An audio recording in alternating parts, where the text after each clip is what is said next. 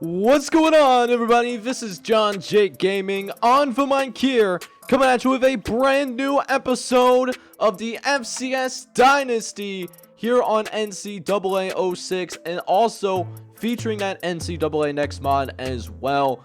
And I am so excited about this episode. We are here, season number 5. Now, the absolute significance of season number 5 is not only is it's a nice round number, 5, 10, 15, you know, it's a nice round number, right? But the big thing for season 5 in particular is now what we are starting to see is all of the original players that were on these FCS rosters, they're now gone. So now we have rosters made up of a completely new generation of FCS players. And these teams have built themselves up, many of them D-, D schools, and now, you know, we see a lot of B's, we see a lot of C+, and certainly some elite teams out there that we are going to highlight in this episode. As here we are in the season number 5 preview, and we got a lot to cover in this one. We are going to take a look at the preseason polls to see what that preseason top 25 is looking at. We're also going to take a look at the preseason award watches, such as the Heisman watch, going into season number 5, as well as your preseason All-Americans, and of course, something that some of you guys are very excited about in particular, the review of your custom prospects that are coming in as true freshmen. Where did they end up? And maybe we'll have a little bit of an FBS check-in as well, dare I say it. Some of your FCS guys playing at the FBS college football, the highest level of college football, we'll check in on them too. And of course, we'll round things up with the preview of week number 1, because we do have quite a few games that we are going to cover and watch together. So hope you guys are excited about this episode, and if you are, make sure you go ahead, smack that like button, hit that subscribe button as well if you have to be brand new. And we are not going to waste any more time whatsoever. We are going to jump right into the preseason polls that we have here in year number 5. Now, I kind of developed this into 3 separate tiers. You know, we got your national contenders, we got the playoff contenders, who I would expect to have a serious say in the playoffs this upcoming season, and then your playoff hopefuls, who, you know, do have a shot, but it's not necessarily a lock, in my opinion, for them to make the FCS playoffs at the end of the season. So what are your national championship contenders?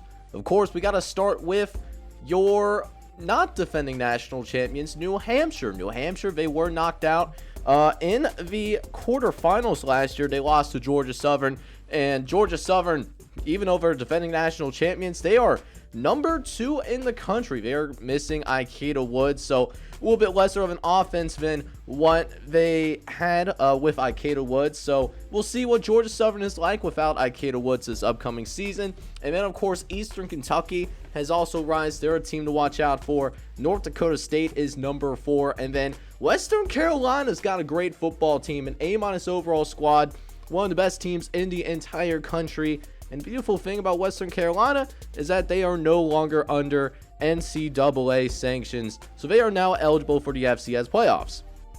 Other national championship contenders to watch out for is James Madison, who did make the national championship game last year against Georgia Southern. Southeast Missouri State, they're looking to make another deep run this year as well. They have one of the best defenses in the country, and they made a trip to the semifinals last year with the Southern Jaguars. With the surprise decoration of Justin Jones, they will have a new quarterback. How does this affect them? And I believe this is the last of the teams that I feel that have a legitimate shot at the national championship. But now we go into the playoff contenders as we continue through the preseason top 25. We got Sacramento State coming in at number 9. San Diego State, who is in the top 10. Sam Houston State, fresh off of their first FCS playoff appearance last year, they come in ranked number 11 in the preseason poll, although they were upset by Northern Arizona in the first round. Northern Arizona, speaking of which, they come in number 12. They got a playoff win in the process, although they did lose to James Madison in the second round, followed by Portland State, the Vikings, fresh off their first FCS playoff appearance too. They lost to New Hampshire, who did make that trip to the quarterfinals. As for Tennessee Martin, they also made their first trip in the AP Top 25. first FCS playoff appearance for them as well. They were the Cinderellas. They made it all the way to the quarterfinals as a 19 seed. So the Skyhawks getting a lot of love and respect here in year number 5 to start things out. We'll see if they can live up to what they did to finish last season. South Carolina State is in here as well. They're the number 15 team in the nation. And then Texas Southern, they are also not under NCAA sanctions anymore. They got a really good football team too. They were a team that has hung around the top 25 polls the last couple of years.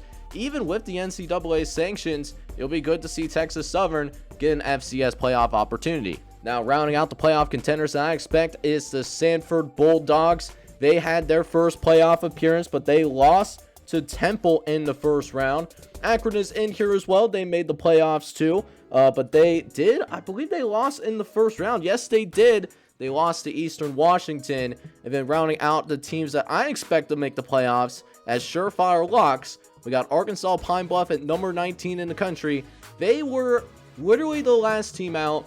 Hopefully this is the year that they can finally get a ticket to the FCS playoffs and compete for a national championship. So with that, we'll round out the top 25 real quick. We got Chattanooga at number 20, Northwestern State at 21, who had a down year last season, but they are getting respect once again. Western Kentucky almost made the playoffs last year, but fell just short in the last few weeks of the season. Central Michigan at 23, Eastern Illinois at 24, who was a disappointed but find themselves back in the AP top 25 to start the preseason. And finally, your number 25 team in the entire country, we got the Southeastern Lions. The Southeastern Lions are your final team in the AP top 25 here in the preseason polls. But now we take a look at the preseason Heisman Watch and look at the 5 players that, at least in terms of what NCAA thinks, these are the 5 players to watch out for with potential Heisman potential. We got at number 1, we got the junior quarterback from New Mexico State, Stephen Robinson. And this junior quarterback, he is a very good football player. While New Mexico State did not make the FCS playoffs last year, he did help pull the upset on Utah State back in season number 4, and he's a very good quarterback. But speaking of Utah State, though, we also have Dustin Arnold on the Heisman watch as well. He's a junior for the Utah State Aggies, coming back after a very successful sophomore year. He was someone that led them to the FCS playoffs last year and really had a breakout year after being kind of a spot starter in his freshman year. He had 38 touchdowns and 6 interceptions while still having that 65% completion percentage. And then, of course, rounding out the Heisman group, we got a few running backs on this Heisman watch at actual FCS schools. Darrell White is one of them. He's a senior from Northern Arizona. He's given first team all Pac-10 honors, representing that Big Sky Conference well. Has had a very fruitful FCS career so far. He's already has 30 rushing touchdowns, and he also ran for 1,100 yards on the ground, plus 470 yards with his receiving. Dude is a touchdown machine, and I definitely see why he's going to be getting some Heisman hype in his senior campaign. So best of luck, of course, to Darrell White as he comes in number 3 on that Heisman watch. But someone to also watch out for as well is the junior running back from Southern, Colby Pace. Colby Pace was actually the centerpiece of the Southern offense. He ran for 1,400 yards and 20 touchdowns last season, and they might need him to step it up a notch. Justin Jones did surprisingly declare for the NFL draft and, left this Southern program maybe a year earlier than I would expect after the year that he had. So he's going to be someone that's going to be expected to take on the load, and a very young quarterback at Southern as well. So he'll have to really be the main engine of this offense if Southern wants to accomplish big things like they did back in season number 4 when they made their very first FCS playoff appearance since the very first season of this series. And then, of course, we can't have a Heisman race without Louis Rose. Louis Rose, Eastern Kentucky running back. He had a solid freshman year, but his sophomore year took it up another level. 1,500 yards, 21 touchdowns on the ground. Cameron Coates, not a big passing guy, So Luis Rose, he was the centerpiece. You see he's going to be also a first-team All-American as well. He is a certified bad man. Also can catch out of backfield even though he doesn't have too many receptions. But Luis Rose, big reason why Eastern Kentucky is ascending as a program right now. So now we go ahead and check in on the preseason All-Americans here in year number 5, continuing our season preview. And here in year number 5, we will start, of course, with the first team preseason All-Americans. And, of course, there's a few non-surprises. Seth Robinson, Luis Rose, Colby Pace.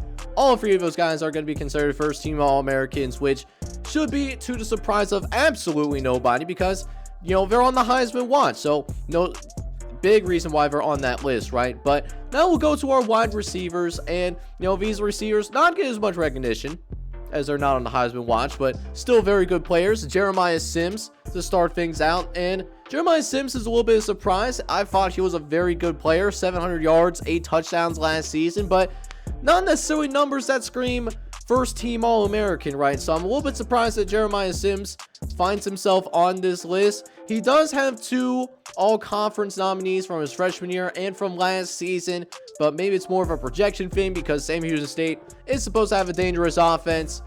But Southeastern has one of the best receiving corps in the entire country, and Mateo West, he is the leader of that receiving corps. Mateo West coming into his junior campaign.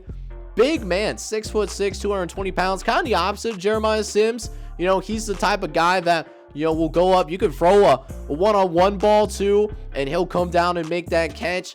It's a very good start to his college career. 2 1,000-yard seasons already, plus those 22 touchdowns. It's going to be very interesting to see if Mateo West declares for the NFL draft after this season, especially if he ends up with yet another 1,000-yard season. That's something that we'll definitely have to check into. We do also have Brent Cunningham on this list as well. Seth Robinson's favorite target. He's going into his senior year as well. 6 foot, 166 pounds. Dude can play some college football even though he's not that noticeable, or they're not on the big stage very often. Speaking of guys that might be under the radar, John White is here as well, the junior tight end from South Dakota State. And South Dakota State's one of those teams that I wanted to be a little bit better in this series. That just has not happened. They have not made a single FCS playoff appearance, but John White's a really good tight end, especially receiving the football. He almost had 1,000 yards in his freshman year, and then even though his sophomore year was a little bit of a regression, he still put up great stats.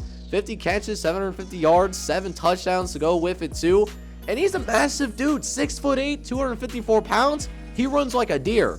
Like, that is such a rare trait to have. So I'm really curious with how John White does this upcoming season. See if that's the product of Carson Ragsdale, who is being considered an NFL prospect.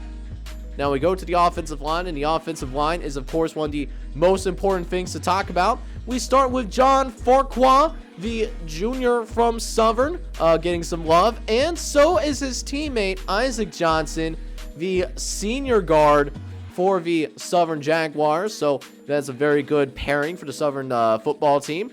Cedric Hart is back for his senior year, and because he is back for his senior year, he did get named first-team All-American. He had 91 pancakes versus just the 1 sack allowed. Granted, they don't pass the football very often, but to have all those pancakes, it's really impressive, and that's why he is named an offensive captain.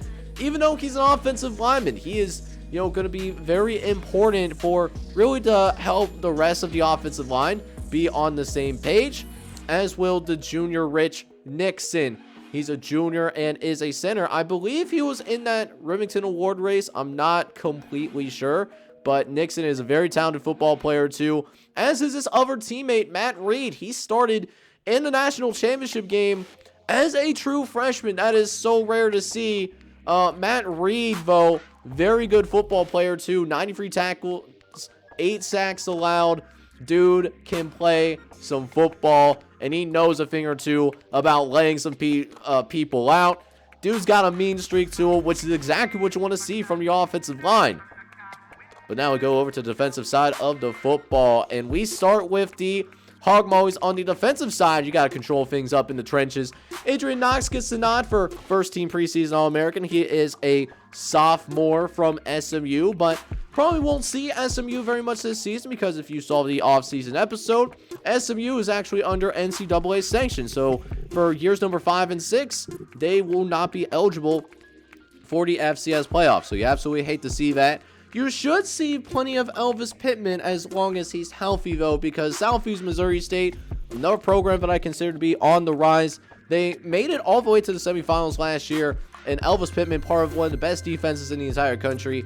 He had double-digit sacks last year, almost in his true freshman year as well, but he's also doing a much better job of being that supporter in the run game as well. So Elvis Pittman becoming a more complete player, and that's why he's going to be named first-team All-American.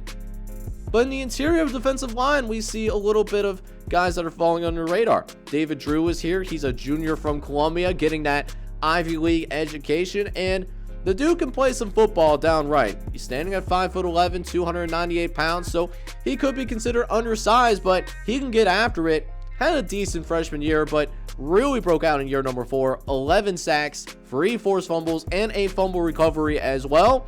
He's known as a run stopper, but because he really stepped up in terms of getting after the quarterback, he really did some great work for the Columbia Lions as he's looking to help them get to their very first FCS playoff appearance in this series. We'll see if they can get that done this upcoming season. As for the other defensive tackle, Gary Inman gets named. He represents for the North Dakota Fighting Hawks, standing at 6'2", 264 pounds. The North Dakota defensive lineman Gary Inman, dude can play some football too. Only had 1 sack his freshman year, but in his sophomore year, it was his first year starting and made the most of the opportunity. Had 9 sacks, multiple forced fumbles and recoveries too. And shoot, he even found a way to get an interception. That is so rare to see. Don't see interceptions happen very often from your defensive lineman unless you're J.J. Watt. Hopefully he enjoys retirement as he's playing his last couple of games of his NFL career as of the recording of this video. Now we go to the linebackers, though, and this linebacker should be absolutely no surprise. Robbie O'Brien is in here. He's one of your guys' customs, actually, a junior. Dude had 21 sacks last year, so if he wasn't named the first-team All-American, I was getting ready to throw some hands for the game on your guys' behalf. I'm being honest, okay? Robbie O'Brien is him. I don't want to line up against Robbie O'Brien. He's going to cause a lot of problems in the Big Ten, right? So, real excited about O'Brien this season if he stays healthy, as I am with Paul Bonner. He's a senior middle linebacker. Wow, words are hard today. But he's 6 foot, 214 pounds. Part of a very good Eastern Washington defense. It was actually their defense that led them to the FCS playoffs, even though they had a really slow start in non-conference play. But they were, really strong in the second half of the season, and the committee rewarded them for really playing their best football at the right time. Paul Bonner was a pretty big reason for that. He does just about everything. 7 sacks, 4 interceptions, 6 forced fumbles as well. And then rounding out that outside linebacker group is Ryan Gilmore. He's a senior from Utah State. He's the second All-American that was named for the Utah State Aggies, at least on this first-team list. But now we go into the corners for the first-team All-Americans. We start with Andrew Battle, the junior from Sanford, and you're going to notice from these corners and from these safeties, got a bunch of ball hawks on this list, and rightfully so. Andrew Battle had 4 interceptions last season and had a defensive touchdown as well, so very well deserved. Helped Sanford get to their very first FCS playoff appearance last season, as he was second-team All-American back in year number 4, as well as a first-team All-Conference guy. Jose Pilo, though, did not play very many games, so that's why he's a freshman redshirt. But Jose Pilo, he's certified him. When he got on the field late in the season and into the playoff run that James Madison made that led to a runner-up in the national championship, Jose Pilo made the most of his opportunities. Just a true freshman, also a ball hawk as well. Don't know if I pulled the stats up because I'm recording this commentary after the fact, but he's a really good player that I'm real excited for. One of your customs, by the way, AJ Cunningham is the biggest ball hawk of this group, in my opinion. Dude had 8 interceptions last year after just 4 interceptions in his first couple of years on the field. Dude really stepped it up. best defender in college football, arguably, at least in the secondary. AJ Cunningham has to be number one. Only stands at 5'11", 184 pounds. He plays with a lot of heart, and so does David Benelli, the sophomore redshirt for James Madison. He does become draft eligible this year, so we'll see if this is his last year on the field or not, depending on what he does here in year number 5, but already having a great career. He has 13 interceptions in his first couple of years. Dude was a freshman All-American in his freshman year, second team All-American back in year number 4. That was last season. Dude's a baller, man. He does have any other awards to go with it, but David Benelli, the dude can flat out play some football, and David Benelli is a huge reason why James Madison is considered a national contender. Finally, rounding out the first team All-Americans, got the kickers and punters. Brian Henry is here. He's the sophomore redshirt from Georgia Southern. He will get that first team nod. And then for punters, we got Robert Hayden. He's a true junior from New Hampshire that will also receive those first team All-Conference designations. But now it's time to take a look at the second team All-Americans that we have here in the preseason magazine. We of course know about Dustin Arnold. He's on the Heisman watch. It's number 2 in the Heisman watch, matter of fact. So he'll be that second team All-American, along with Darrell Wright, who's number 3 in the Heisman watch as well. So 2 players to watch out for in the second team list. But another running back to watch out for is Kendall Kirkpatrick from Eastern Carolina. He's a man that can ball out as well. Now looking at the receivers here in the second team All-American list, we got Cody Vaughn, the junior from Eastern Kentucky. He was a go-to weapon in the Eastern Kentucky Colonels offense when they did pass the ball. Of course, y'all know about Louis Rose, but someone that came in as a JUCO transfer and played for the first time at the Division I level in season number 4 and played really well. 25 catches, 439 yards, and 6 touchdowns. And that's in an offense that honestly doesn't throw the ball very much. So these are very impressive stats for Cody Vaughn. We'll see if he can do that as well for his junior year. Other second team All-American wide receivers to watch out for is Tommy Miller, the senior from Oral Roberts. Now, Oral Roberts silently doing pretty well. They had a couple of winning streak seasons the last couple of years, and Tommy Miller is a big reason for that. He's got 2 1,000-yard seasons and 13 touchdown grabs back in season number 4. So hopefully we can find a game that, Oral Roberts is going to be on national television on, because, this Oral Roberts team, they haven't made the playoffs yet, but it's a very solid program. They're definitely underrated. As for underrated, watch out for the Ohio Bobcats as well, led by their second team All-American Caleb Hall. He's a junior for the Bobcats. Ohio just made their first FCS playoff appearance last year. As the number 20 seed, they look to make it 2 appearances in 2 years. Now, as for the tight ends, we got Mike Crum, the Crum Bucket from James Madison. Very athletic, 6'7", 266 pounds. He is a very big human being, and they love to go to him in the red zone. He's got 16 career touchdowns. Also somebody that has gone a little bit better. He's reduced his drops dramatically. He had 4 drops his freshman year, but then only had 1 drop his junior year last season, even though he set a career high in yards, catches, and of course his longest catch being 91 yards too. But you already know I'm going to talk about that offensive line, and there's some big boys here in the second team list. Luke Allen, for example, 6'8", 331 pounds. Luke Allen, a very big human being. He is, of course, going to be that second team All-American and had 70 pancakes versus just 2 sacks allowed. So he knows a thing or two about protecting his quarterback. Speaking of protecting a quarterback, James McClellan is here as well. He actually started a national championship game back in year number 3.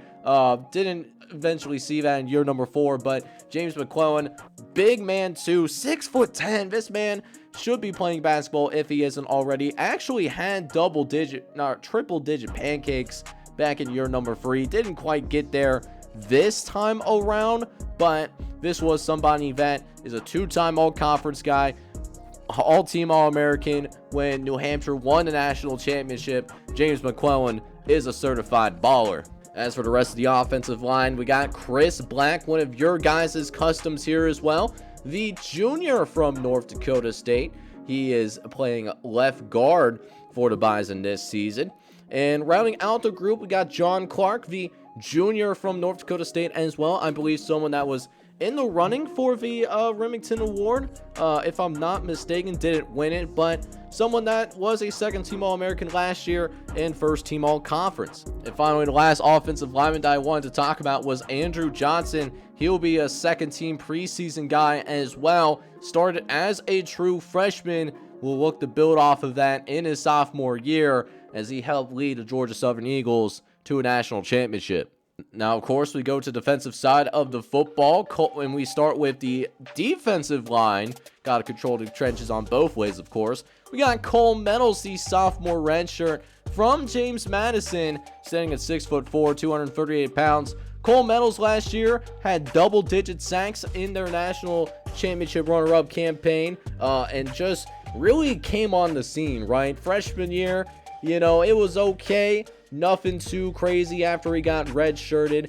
And last year was just a big year for him. 11 sacks, forced fumble, forced recovery too. He was on a different level, you know, after it took him a couple of years to get acclimated into Division I college football. Also making his name felt is Phil Miller. Phil Miller was an All-American last year. He's going into his senior year. And Alcorn State, they may be known for their offense, but Phil Miller, he can bring the pain over on the defensive side of the football as well. As for the other interior defensive linemen on the second team list, got a couple of slack guys in here as well. Matt Lewis, the senior from Jackson State. This is, of course, pre-Deion Sanders, but he had 10 sacks last year as well as a couple of forced fumbles. So he's someone that could do everything for Jackson State. And the other defensive lineman being Rob Calhoun. He's a junior from Alabama State, coming in with 9 sacks and 4 forced fumbles in the previous season. Now, for the linebackers, we do have a little bit of a surprise here. Desmond Morris, the senior outside linebacker from Morgan State. Now, Morgan State has not made a lot of noise, aside from having Deion Kirby, who was a custom coach that was brought in when this series was first formulated. But you can definitely see why when you dive into his stats. 100 tackles, 6 sacks, 2 interceptions, 3 forced fumbles, and 2 fumble recoveries. The man did just about everything. Speaking of doing just about everything, Tony Stewart certainly fits that mold as well. He's the captain of this defense as he enters his junior year for the New Mexico State Aggies. And finally, for the last outside linebacker spot, another linebacker from Eastern Washington, Anthony Mitchell, who really put a tone in the hearts of the Eastern Washington front seven. It was their defense that took Eastern Washington to the playoffs and eventually a win in the FCS playoffs as well. So he's going into his senior year now, had 84 tackles last year, 5 sacks, 4 forced fumbles too, and just a baller, man. He can play the game of football. He's just plain and simple. Now, finally, as we go to the corners, and going through the corners real quick, we got Mike Jones, the junior corner from San Diego State, George Mason, the sophomore from Central Michigan, and Eric Forden, the senior that's representing Akron. But someone that's a little bit of a surprise here, Jacob McCargo. I didn't say his name much last season in the playoff run, but you know, someone that, you know, quietly did some good things too. 5 interceptions, 2 forced fumbles. He also has a defensive touchdown too. You know, Jacob McCargo, turns out he can play, and, you know, maybe someone that doesn't have a lot of name recognition, but rightfully deserves to be named as second team All-American. Now, finally, we have the kickers and punters to round out this All-American group. Jonathan Thomas, the sophomore from Southeastern, will be named here for the kickers, and then for the punters, we have another sophomore, Jonathan Alexander, to round out all of your preseason All-Americans in both the first and second team. But with a few of your guys' customs being shown on that All-American list, I'm sure you guys are wondering, for those of you that at least sent in a custom player, where did they end up? Where are they going to start their college career at the FCS? Where will they be? Now, before I go ahead and show you guys where your custom players went. I do want you guys to know that I did my best to get you guys onto your top 3, and if I couldn't find anybody suitable in that top 3, I still found somebody in that respective overall range, because I'm gonna keep it 100% honest with you guys. It is no fun to have a player that's like 50 something overall and they never end up seeing the field whatsoever. At least with this overall system, I have it set in place so that there's a realistic shot that your guy can see the field at some point, right? So I ended up doing that, but all things being considered now, let's go ahead and take a look at your custom guys that are in the FCS Dynasty. So we will actually start out in alphabetical order, and we will begin at Alabama State, where a couple of your custom guys are.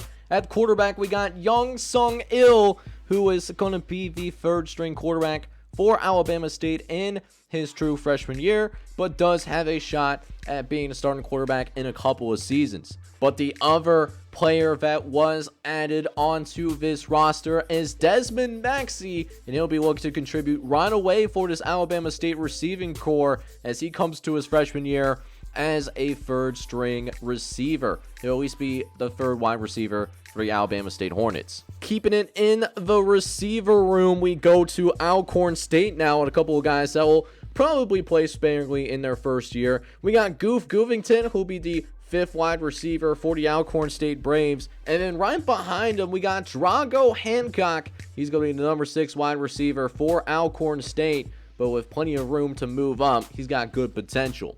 But we do have a quarterback that is joining this loaded room for the Alcorn State Braves. Seal Delane. He's a 6'7" quarterback. He's going to be the number 4 string quarterback for the Alcorn State Braves. But, you know, the quarterbacks that are ahead of him right now puts him up in a spot to where he can at least start for a couple of years down the road.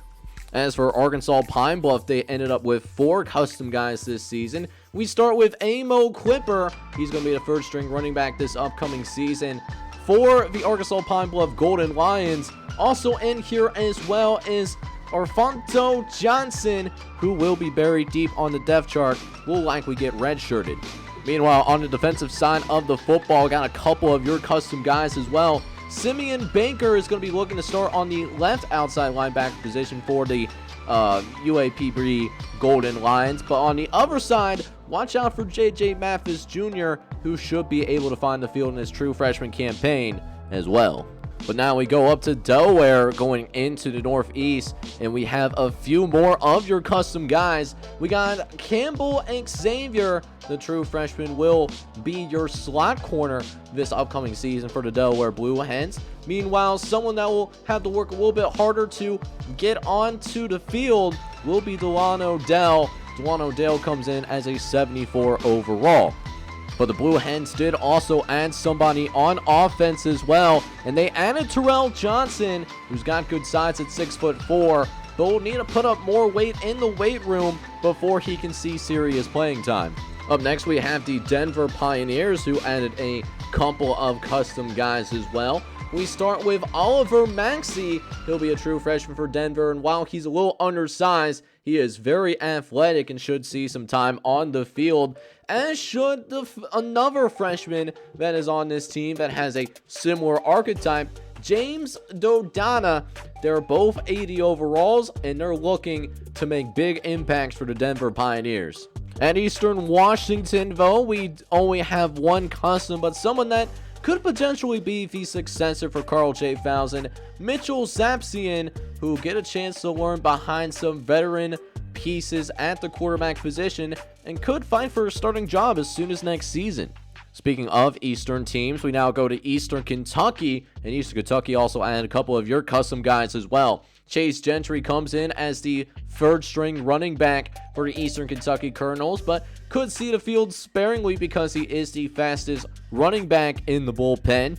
However, for the defense, we also see Ben Pierce being added onto the Eastern Kentucky Colonels. Has really good speed at 91 speed, but is looking like a third string corner that has the potential of being redshirted. Now, Florida A&M this year did add a couple of your customs as well, both on the offensive side of the football. We start at the quarterback position. We got Jeff Jefferson, I believe that is the 107th. I'm not good with Roman numerals, but he's going to be a quarterback for Florida A&M, and he's going to be the first string quarterback. Will be redshirted though of this upcoming season, but he's going to be a future starter. Someone that could be starting right now, though, is Jeff Jefferson C. He is going to fight for a starting job right in his freshman year, at least while Hingle is going to sit out this upcoming season because he did not get a waiver for entering the transfer portal. But someone that will also have a chance to get a starting position is Derwin James III. Derwin James III, even though he's a true freshman, he's going to actually push this senior Corey Harris and still might be someone that has a legitimate shot of getting on the field early.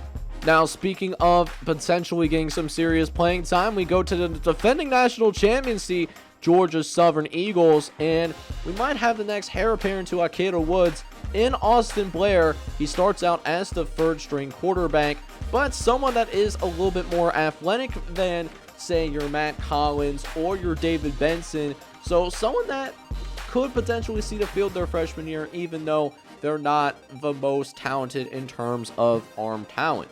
However, that was not the only offensive player that Georgia Southern added among the customs. We also see Sean Blair getting added, who will be the number 3 wide receiver, so someone that could see the field at least sparingly in his freshman year.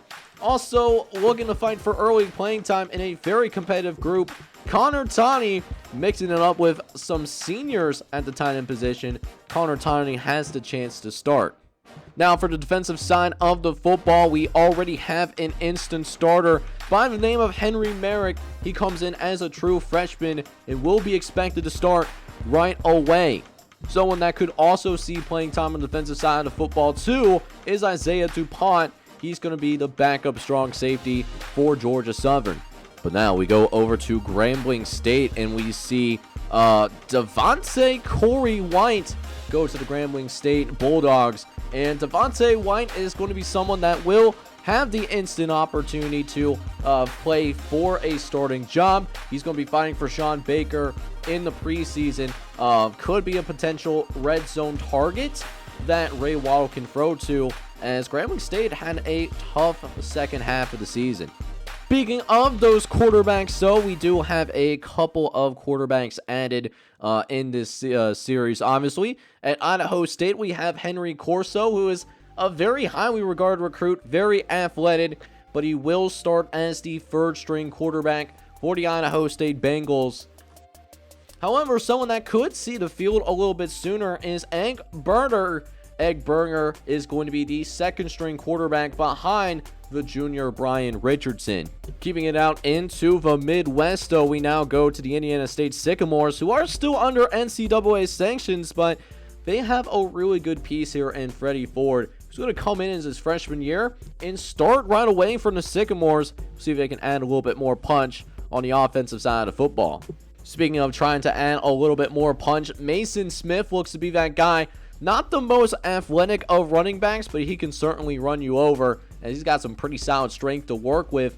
Mason Smith, though, is going to be buried on the depth chart here at Jackson State. Moving over to James Madison now, we have a couple more of your custom guys. We got DeMarcus Prine, who will have to step in right away as the number 3 wide receiver, with both David Thorne and Jody Gentry testing those NFL waters. So DeMarcus Prine will be getting plenty of playing time this upcoming season. But someone that could also see the field in their freshman year as well is Bakari Smith, a true freshman that is an extremely talented part of a very good outside linebacker group. He's going to be a baller as well. Keeping it in the ACC conference, at least the new look ACC, we go to the Maine Black Bears, who did add one of your guys' customs. This is Jarek Burke over at Maine, but he will be buried on the depth chart to begin his freshman campaign. Keeping it in the running back rooms, though, but at a different school, this is Christian Tennell. Christian Tennell is going to be the third string running back for McNeese State in his true freshman year. But going into the Pacific Northwest now, we check in on the Montana Bears, And Montana, they did add one of your guys' customs as well. AJ Jean-Pierre, he's going to be a true freshman and could get some playing time in special teams this year. That 98 speed is going to be really difficult to keep on the sidelines. We'll see what happens to him this year. But it is Montana State, though, that is actually going to get multiple custom guys in season number 5. 2 at the quarterback position alone. We got Jeff Jefferson, a lot of those Roman numerals, right? He's going to be the backup quarterback behind the senior Maurice Billings, so someone that could start as soon as next year. But someone that is also a developmental piece is Lorenzo IV. Lorenzo IV is going to be buried on the depth chart and likely going to be redshirted.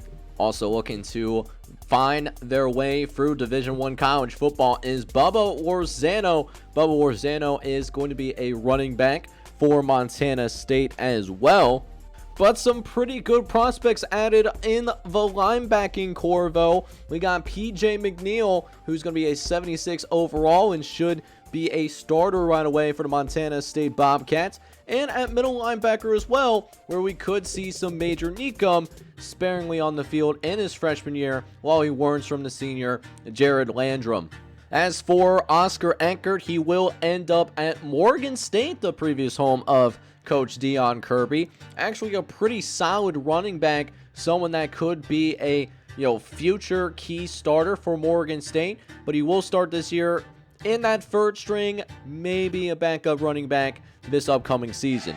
Staying with the offensive weapons, so for North Carolina A&T, we got Joseph Pierre Ifefu, and if I butchered that, I apologize. You can roast me in the comments if you want. But JPE is going to, be in that 4-5 range for North Carolina A&T this upcoming season. He's going to have to fight for his spot, though, but he definitely has some talent and some good size, too. Of course, I gotta talk about the once defending national champions, as New Hampshire did get a few custom guys. We got Ernie Little, the freshman for New Hampshire, and another freshman in Floyd Davis, who are going to look to provide a little bit of thunder and lightning. Both of these running backs are extremely quick, but Zach Houch has a little bit more experience in the playbook right now. There also was a kicker added in Ash Young, who is going to be expected to take on field goals at the very least for this New Hampshire squad. As for Nicholls State, they add a couple of your custom guys as well. KJ Emery ends up here, and he's going to be the backup free safety for the Nicholls State Colonels this upcoming year. He's going to be a 74 overall. And on the offensive side of the football, we see Otmer Wick on the squad as well. He's going to be that number 4 wide receiver who has a really good opportunity to get some serious speed upfield, but could see the field because Anthony Minor, who transferred in, he has to sit out this upcoming season. In addition, Norfolk State did add a few custom guys as well. 2 of them on the offensive side of the ball. For the offensive guys, we got Jet Peterson, who's going to be the 4th-string quarterback, and likely going to be redshirted for Norfolk State this upcoming season. But at the wide receiver position, though, we got Duar Bohr. Duar Bohr is going to get immediate playing time as he's the number 2 wide receiver for the Spartans. And of course, on the defensive side of the football, we got Baylon Stewart. As Baylon Stewart, he wins the job at free safety and is going to start for the Norfolk State Spartans defense. Meanwhile, in North Dakota, the lesser of the North Dakota FCS schools, we have JoJo Lozano finding himself with this North Dakota squad. Could see the field in his freshman year as he's going to be the number 3 defensive end here for the Fighting Hawks. And also at the wide receiver position, we have Allen Ryan, who is going to be listed at the number 5 wide receiver for North Dakota.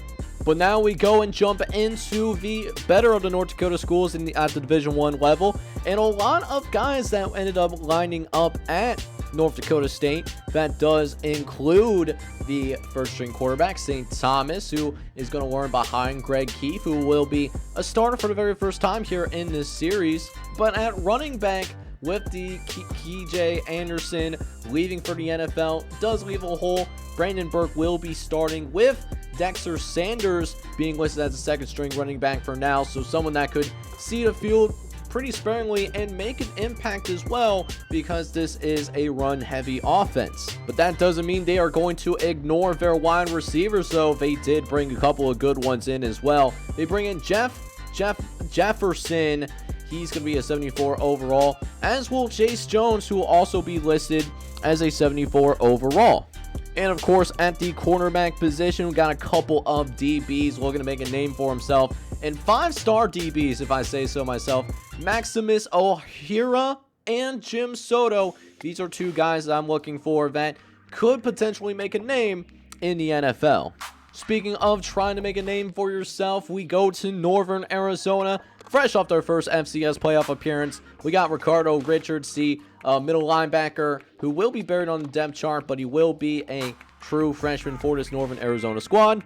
And we have one of the better freshman kickers in the entire country, Putai. He's going to be the starting kicker for Northern Arizona. That being said, for Northwestern State, they did only end up with one custom player this year. That is Daryl Fountain, and Daryl Fountain will be a third-string defensive end in his freshman year, but will have plenty of chances to move his way up. Omaha, though, did get a pretty solid running back, too. This is the only custom end Omaha got. Giovanni D'Antonio. He's going to be a fourth-string running back, but the players ahead of him are all upperclassmen, so Giovanni D'Antonio should be seeing the field here in a couple of years. I'm pretty sure of that. I talked about how Oral Roberts is a underrated program earlier, and they do get a custom as well. Joseph Usilis, he's going to be the starting kicker for Oral Roberts. We'll see if he can kick his team into the FCS playoffs for the first time. Now, that being said, the Penn Quakers of the Ivy League do get a few custom guys too. We start with the quarterback position, the most important position on the field. Raymond St. Clair is here, and he's going to be the fourth-string quarterback, but he is the best freshman quarterback on this roster, at least as of presently. But we do have a couple more custom guys here as well. Zai Chu Long, he is going to actually fight for that #1 receiver spot, but either way, should see the field for the Penn Quakers this upcoming season. And on the defensive side of the football, we got Beamer LeBrock. Beamer LeBrock, even though he is just a true freshman, could very well be seeing the field very quickly to make an immediate impact in the Ivy League. Also looking to make an immediate impact in their freshman year is Kamal Sajid. Kamal Sajid is going to be backing up Thomas Marshall, who is a senior, but look for him to make a huge difference in special teams. That 95 speed simply cannot be ignored. At the quarterback position, meanwhile, we have Jonathan Ludwig, who will be probably redshirted this upcoming season. Does have a chance to eventually be a starter if he develops properly. Keeping it in the quarterback room, though, we got a pretty good quarterback going to Prairie View A&M. It's Jean-Pierre Jean. Yes, that is his actual name. That someone actually typed that out, and he'll be the fourth-string quarterback for now, but someone that, could start in down the line, as he's probably going to be redshirted this upcoming season. However, someone that will be starting this upcoming season, though, for the Richmond Spiders is Damian Brightman. He's the only custom that did go to Richmond, but he will be starting right away for them. Maintaining the tradition of very good linebacker play at South Carolina State, Ty Joseph is going to go there to play along with the best.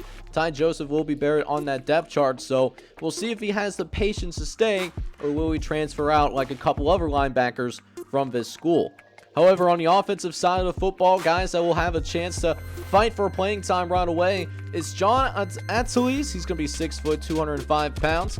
And Devontae Arthur, who's 6'2", 193 pounds. Sacramento State is up next, and Sacramento State had a pretty intense quarterback battle for the backup quarterback position behind the Corey Hall. So this is going to be someone that will eventually start after Corey Hall graduates, and Jack Gunn is going to win that backup quarterback battle for right now. He will be your backup quarterback in his true freshman year. As for other customs that are on the Sacramento State roster, John Baxter finds himself here, but he will be the number 5 wide receiver for Sacramento State this upcoming season. And on the defensive side of football, we got Brandon McKinney, who is pretty raw but has very good speed that can be worked with. After that, we go to Sam Houston State, who made their first FCS playoff appearance, and we got a few guys that are playing on the defensive side of football. We start with the outside linebackers and defensive tackles because there's quite a few that went to Sam Houston State. William Maxey is here alongside Julian Filipino. They're both going to be 80 overalls. But then at defensive tackle, they actually brought in quite a few freshmen this year. They brought in Peter Ashton Frazier III. He's going to be a 74 overall. Michael Goodwin Jr. is also a 74 overall. And JB Bigby going to be here too. He's also going to be in that 74 overall range. But my personal favorite in the customs this year, it's everyone's favorite road to glory wide receiver, Fiend Nguyen. He's going to be the number 5 wide receiver and also happens to be a 74 overall. After that, we have the Sanford Bulldogs, and they have a few custom guys as well. Hendrik Solo is the quarterback for Sanford, and he's going to be the backup quarterback, or at least finding with another custom in Dante John Thomas, who is a junior. As for the running backs, we all know about Asante Randolph Jr., but Zion Bridges joins this roster, and he'll look to be the eventual heir apparent once Asante Randolph Jr. does decide to graduate. And on the defensive side of the football, we got O.J. Tucker, true freshman. He will be starting right away, though, as an 82 overall. After that, we have Southeast Missouri State, who had a deep run themselves. And Southeast Missouri State actually added a couple of quarterbacks who are pretty different. You got Nick Joseph, who's a 74 overall, but is a pocket passer. Meanwhile, you have Joe Peterson, who is going to be redshirted, extremely quick. He's an 88 speed guy, also a 74 overall, but does not have as much grasp of the offense. That being said, South Dakota State, they find their potential heir apparent at the quarterback position at least once Carson Ragsdale does graduate.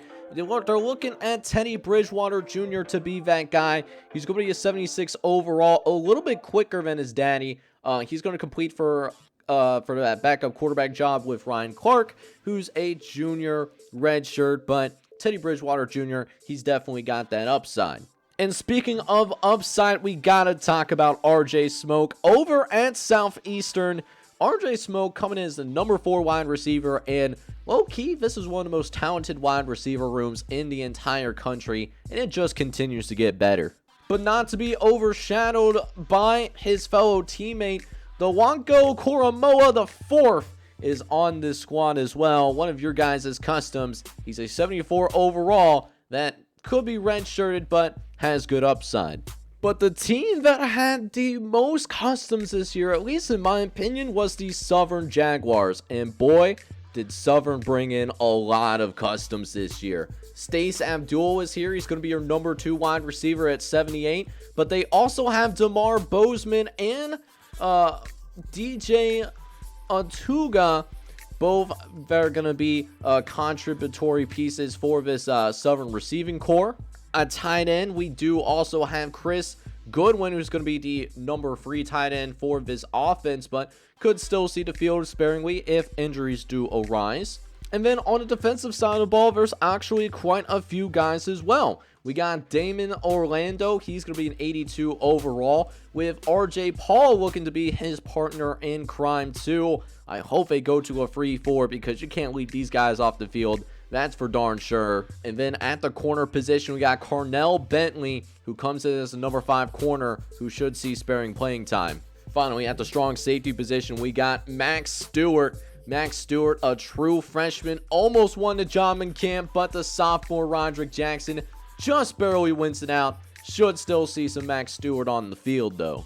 But for Southeast Missouri State, we got J.J. Hollison. He's going to be a freshman for the Bears and will be a backup here in your number 5. St. Thomas, however, was able to get themselves a 5-star by the name of Saw Torreno. Saw Torreno is going to start as a true freshman and looks to be a difference maker. Meanwhile, for Tennessee Tech, they added a few names from the custom pile. We got Vermont McNair. He's going to be a true freshman. And going to be that number 3 outside linebacker. Going to see playing time at 76 overall. Also at 76 overall is Raheem Parker. He's the number 3 defensive tackle on this team. And at wide receiver, we got Kenneth Doman III. He's a 74 overall as well, but he's going to be in a very crowded wide receiver room. I wouldn't be shocked if he transferred. The rival Tennessee Martin, though, they only had one custom player, but it's the best quarterback in the high school ranks last year. Henry Paris, he decided to go to Tennessee Martin and actually pushed the incumbent Donnie Jacobs, but he's going to be backing him up for a couple of years. But he is going to be a very exciting player. We'll have to track his college career for sure. Speaking of quarterbacks, though, Texas Southern added a pretty good one as well. And Andrew Akbar, he'll be starting once Adam Mayhew graduates, I imagine, unless Jeff Howe can sweep in and, have higher potential somehow. But also in the wide receiver room, Texas Southern is going to add Roof Ruvington, a 74 overall. That's going to be the number 5 wide receiver.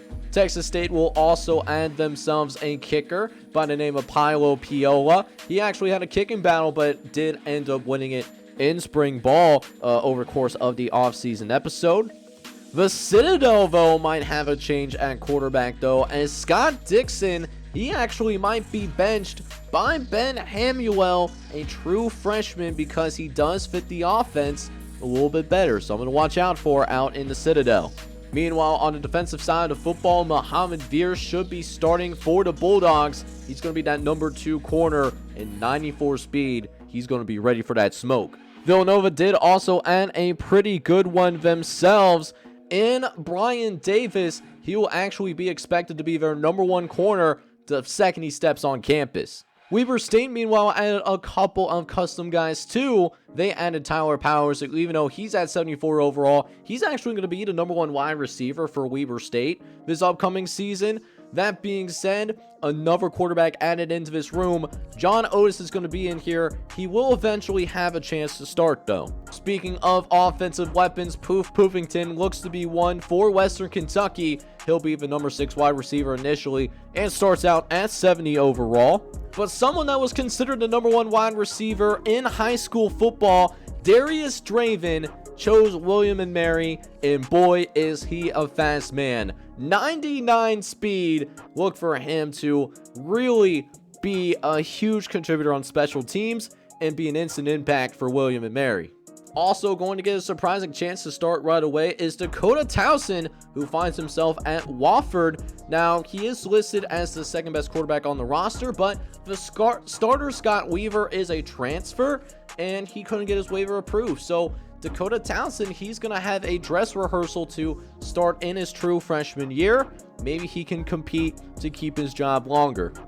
Over at Yale, we do have a couple of your custom guys as well. We start at the defensive side of the ball, of course. We got Jack Ripper. Now, that is one heck of a name. He's going to be a guy that sees the field sparingly for the Yale Bulldogs. He's a number 3 defensive end, and he is a 70 overall.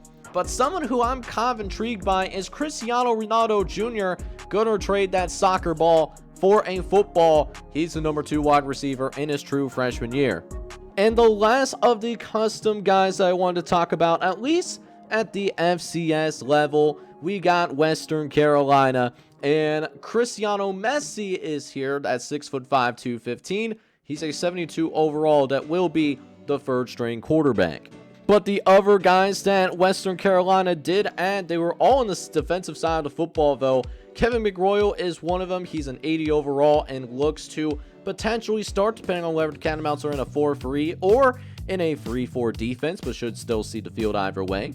At corner, we got Charles Watt, the number 3 corner at 93 speed. He's an 82 overall and should see early playing time too. And at strong safety, someone that actually does get the starting job, Pistol McNeil. He's going to be a starter in his true freshman year, sitting at 78 overall. And that will be the last of your custom guys, at least at the FCS level.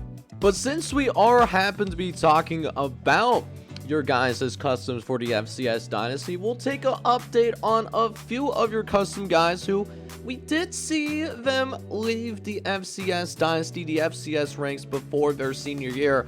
although did not make it to the NFL.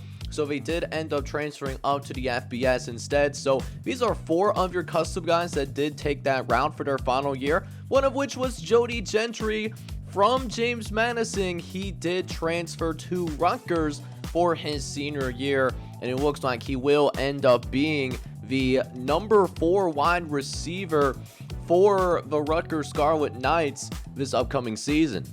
As for DeAndre Dowdell II, he transferred from Georgia Southern after winning that FCS National Championship back in year number 4. He still had 1 more year of eligibility as well, so he ends up also transferring to the American Conference, where he will be playing for the Tulsa Golden Hurricanes in his senior year. He does come in as an 83 overall and should actually start for Tulsa as well in his senior year. Going back to the wide receivers, we got Chris Gentry, the 6'1", 207-pounder from Tennessee Martin, was part of the very first FCS playoff run for the Skyhawks, a magical run in his junior year. But for his senior year, he will be playing FBS college football and actually going all the way across the country to play for the Wyoming Cowboys this year.